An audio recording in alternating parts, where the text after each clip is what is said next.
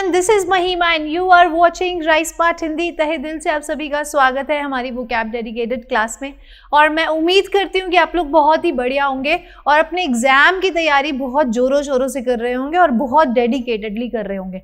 तो चलिए आज के कुछ ऐसे वर्ड्स देखते हैं जो आपके एग्जाम में आने वाले हैं, क्योंकि हम ये सारे वर्ड्स वही करते हैं जो कि एग्जाम में आते हैं। और इसका फुल प्रूफ हमने आपको दिया है सीपीओ के एग्जाम में, उससे पहले एमटीएस के एग्जाम में बहुत सारे प्रूफ दे चुके हैं। इसलिए अब प्रूफ बंद, सिर्फ काम, है ना। और हमें पता चल चुका है कि आपका पूरा पूरा विश्वास है हमारे ऊपर, और ऐसे ही अपना विश्वास, अपना प्यार, अपना सपोर्ट हमारे ऊपर बनाकर रखना, ताकि हम आपके लिए मेहनत करते रहें। आपको सिर्फ पढ़ना है और कुछ नहीं करना।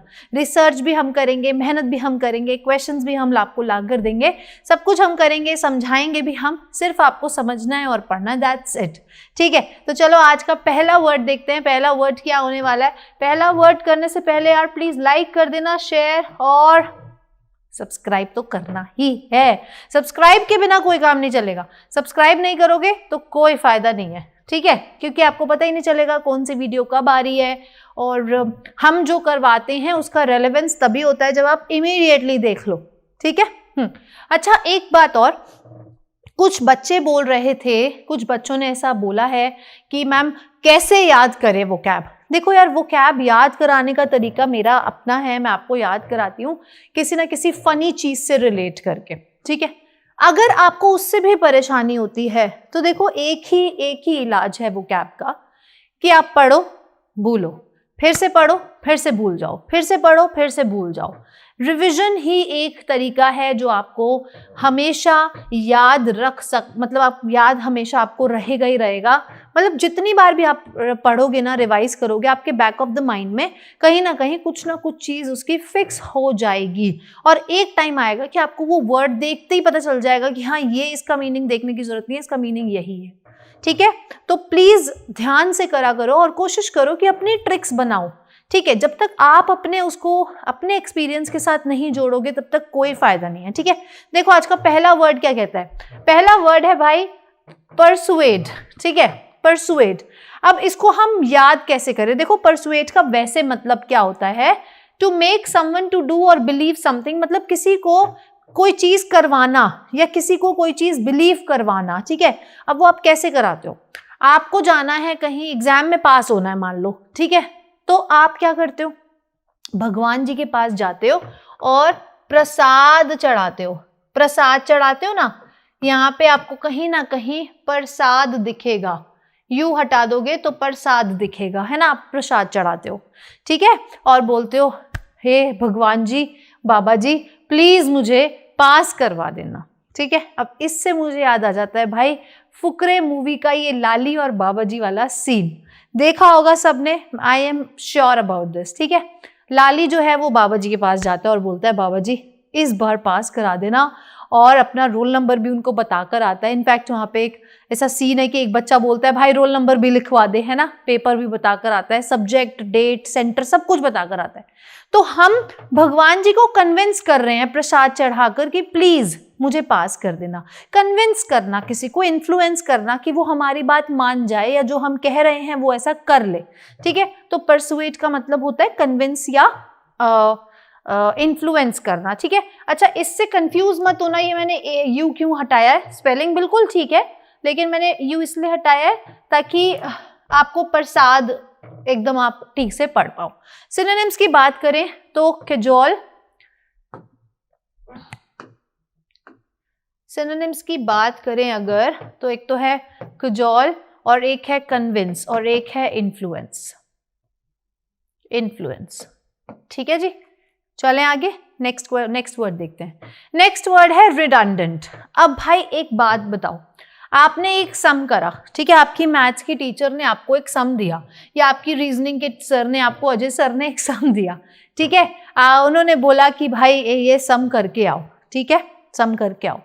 अब आपको याद होगा आपके स्कूल में आपकी टीचर्स आपके बहुत सारे काम को ऐसे कट कर कर बोलती थी रीडू, रीडू, है ना।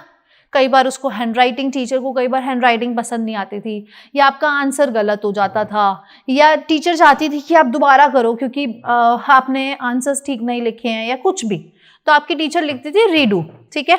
तो फिर आप परेशानी में आ जाते थे कि मतलब जो मैंने किया वो सब व्यर्थ, जो मैंने किया वो सब यूजलेस, अननेसेसरी हो गया, वो सारा काम सारा वेस्ट हो गया, ऑल इन वेन चला गया, ठीक है। तो रीडू मतलब आपने कहा मैम आई हैव रीडन इट, आपने कहा मैम आई हैव रीडन दिस, ठीक है।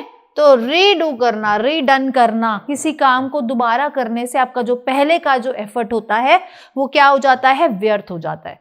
इसका देखो जरा, अनएसेंशियल और डिस्पेंसेबल, ठीक है, अनएसेंशियल और डिस्पेंसेबल, ये दो इसके सिमिलर मीनिंग वाले वर्ड्स हैं। नेक्स्ट देखो, डिसीडेंट, डिसीडेंट ऐसा स्टूडेंट, मतलब डिसीडेंट का मतलब क्या होता है, पहली बात तो जो पब्लिकली इंसान डिसएग्री करता है और गवर्नमेंट को क्रिटिसाइज करता है। अब इसको याद कैसे करें, ऐसा स्टूडेंट जो बहुत ज्यादा मतलब डिस्कशन करता है, बहुत ज्यादा डिसएग्री करता है, बहुत ज्यादा आर्ग्यू करता है, ठीक है। अब भाई ये टीचर बोल रही है कि करो, तो वो बोल रहा है क्यों करूं,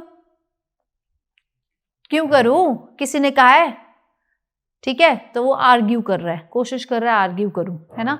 तो ऐसा स्टूडेंट जो पब्लिकली या टीचर के साथ आर्ग्यू करता है, ठीक है, डिस्कॉर्डेंट होता है और रिबेलियस होता है, रिबेलियस होता है, हर चीज में उसको पूछना है क्यों, क्यों, मैं ही क्यों, तुम ही क्यों, ये ही क्यों, वो ही क्यों, ठीक है, ऐसा। तो उसका मतलब होता है डिसिडेंट। नेक्स्ट वर्ड देखो, वेरेशियस। पहली बात जो है वो ये है कि जो रूट वर्ड है वेर, इसका मतलब होता है ऑनेस्ट, ठीक है, सच, सच।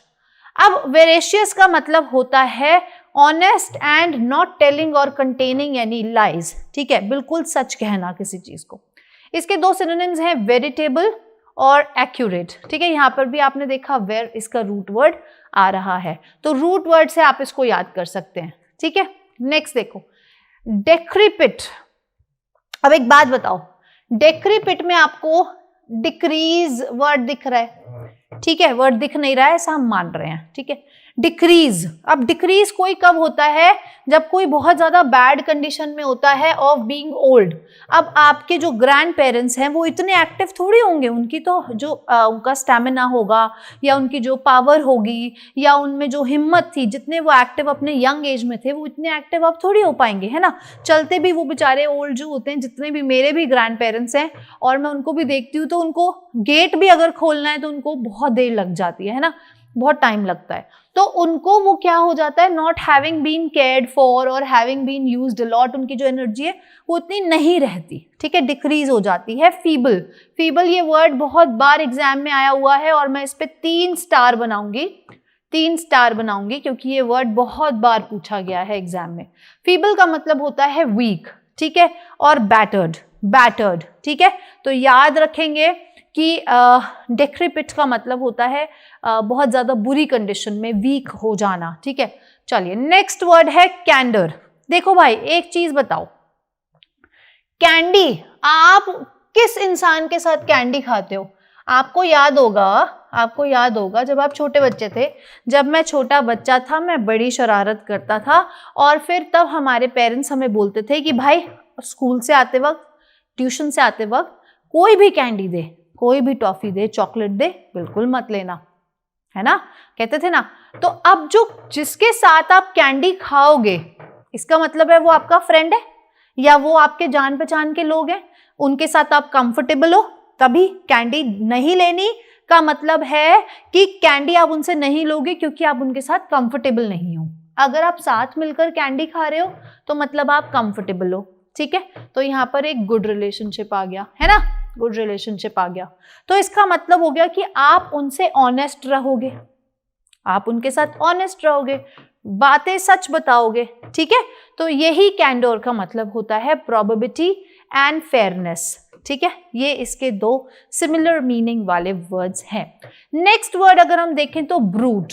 ब्रूट का क्या मतलब होता है भाई? ब्रूट मतलब एक ऐसा व्यक्ति जो ब्रूम की मदद से बहुत ज्यादा वायलेंट हो जाए। अब बोलोगे मैम ब्रूम क्या होता है?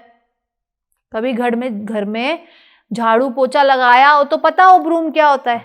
माँ तो बेटों को तो ओ मेरा राजा बेटा, कहाँ वो प्लेट भी अगर खाकर बेचारा खाने की ही हिम्मत कर रहा है तो बेचारा कितना थक गया होगा, है ना, कितना थक गया होगा। लड़कों के अंदर तो ये जो आदत है वो बहुत ही बुरी है, खाना खाया और प्लेट वहीं पे सरका दी, मतलब अगर रूम में खा रहे हैं तो वहीं सरका दी, डाइनिंग टेबल पे खा रहे हैं तो वहीं छोड़ के चल दी। अरे मम्मी है ना, मम्मी है, पानी के लिए भी मम्मी है, छोटा सा एक ग्लास भी मंगाना है तो मम्मी है। तो माँ जो होती है वो प्यार में मोह में आकर कि कोई बात नहीं मेरा बेटा है ना, तो कभी झाड़ू पोछा लगाया हो, है ना, वो एक लॉकडाउन लगा था उसमें भी बेचारी लड़कियां ही पिसी, रोज रोज भाई जो थे वो बहनों को ही ऑर्डर देते थे, चल आज मंचूरियन बना, चल आज चाउमीन बना, चल आज स्प्रिंग रोल बना, है ना।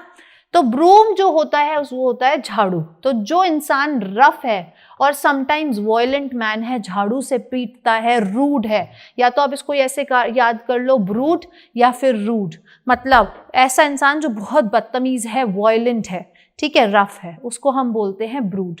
बीस्टली, बीस्ट की तरह मारता है, ठीक है। बेस्टियल, बेस्टियल और बीस्ट, बीस्ट आपको पता है, ठीक है। नेक्स्ट वर्ड है नगेटरी। नगेटरी मतलब वर्थ नथिंग और ऑफ लिटिल वैल्यू। जो लोग आपको गारंटी देते हैं, वो चीज वर्थ वाली होती है। अब आप भाई गोल्ड लेने चले जाओ तो वो आपको गारंटी देंगे जी भैया सच्चा गोल्ड है, रियल गोल्ड है, गारंटी दे रहे हैं, चेक करा लो, वैल्यू है भाई इस चीज की, ठीक है। अब कोई आपको पॉलिश कराकर गोल्ड दे रहा है तो वो कहेगा भैया नो गारंटी, शोरूम से निकलती हमारी कोई जिम्मेदारी नहीं है, पानी चढ़े उतरे गोल्ड रहे ना रहे हमारी कोई गारंटी नहीं है, तो मतलब उसकी कोई वैल्यू नहीं है, वो वर्थलेस है चीज, ठीक है। तो नो गारंटी, नगेटरी, नो गारंटी, ठीक है, ऐसे याद करेंगे। फ्यूटाइल है, इनसिग्निफिकेंट है, वर्थलेस है, ठीक है, जिसकी कोई वर्थ नहीं है। नेक्स्ट वर्ड देखो, हॉटी। अब देखो करीना कपूर जो है वो बहुत ही हॉट हैं, वो बहुत ही सुंदर हैं, और कई बार उनका किरदार जो है वो मूवीज में दिखाया गया, जैसे ये जो है वो कभी खुशी कभी गम, ऐसा है, कभी खुशी कभी गम, ऐसी है, ये इसके एक्रोनिम्स है, कभी खुशी कभी गम के ऐसा कुछ है ना। चलो, उसमें उन्होंने क्या दिखाया कि वो बहुत ही ज्यादा एरोगेंट है ना, उनको लगता है कि हर लड़के को उनको पलटकर देखना चाहिए, है ना।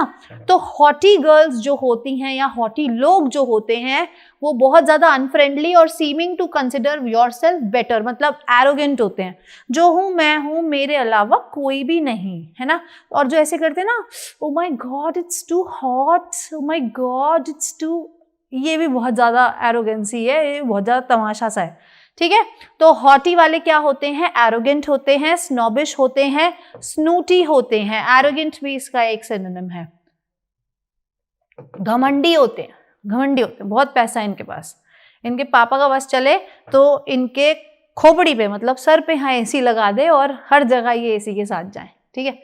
चलो ओके, नेक्स्ट वर्ड रिगरस मतलब बहुत ज्यादा केयरफुल होना, consider every part of something,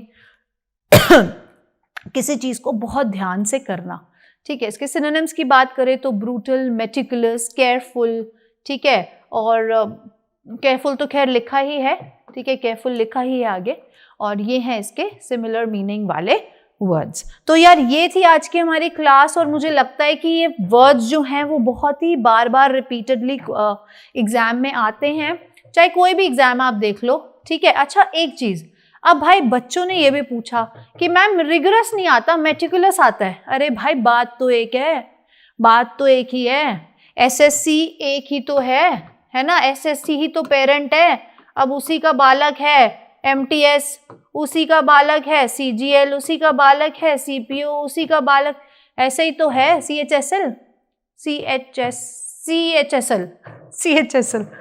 दिमाग से निकल गया। तो पेरेंट तो एक है ना भाई, बाप तो बाप रहता है ना, बाप तो बाप रहता है, ठीक है। तो चाहे इसमें आ जाए, चाहे इसमें आ जाए, इसमें आ जाए, इसमें आ जाए, चाहे किसी में भी आ जाए, ठीक है। ऐसे ही वर्ड तो सेम है, मीनिंग तो सेम है, चाहे ये पूछ ले, ये पूछ ले, ये पूछ ले या और कुछ पूछ ले, ठीक है ना। तो यार ये थे आज के वर्ड्स, इस चीज को समझने की थोड़ा कोशिश करें और वीडियो को लाइक सब्सक्राइब चैनल को करना ही है, क्योंकि उसके अलावा कोई और चारा नहीं है। ठीक है जी, आज के लिए करते हैं बस इतना ही, कल मिलेंगे, तब तक के लिए खुश रहो, मुस्कुराते रहो, आबाद रहो और god bless you. Bye bye.